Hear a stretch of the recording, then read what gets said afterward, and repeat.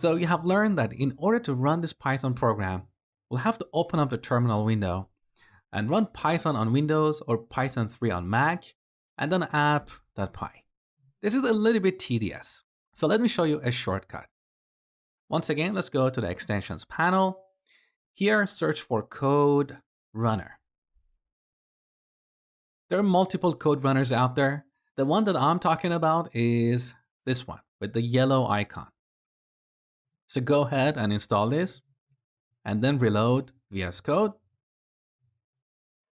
Now, instead of opening up the terminal and manually typing Python app.py, all you have to do is to press Ctrl, Alt, and N. You can see the output here. Beautiful. Just be aware that if you make any changes, you'll have to save the changes before using this shortcut. Otherwise, you're going to see the old result. Now, there is a tiny problem here. So you can see this is the command that is executed to run this Python program. So by default, this command is using python-u, and here is the name of our file. If you're on Windows, that's perfectly fine. But if you're on Mac, you know that Python refers to Python 2. Here we want to change this to Python 3. This is very easy. Once again, on the top, under the code menu, let's go to Preferences, Settings. And then here, under this ... go to Open Settings.json.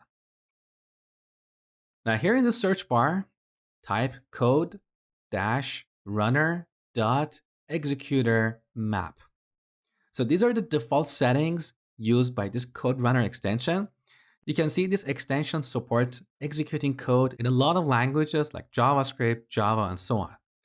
Now, if you scroll down, here you can see Python, and in front of that, you can see the command that is used to execute Python code. We need to change this.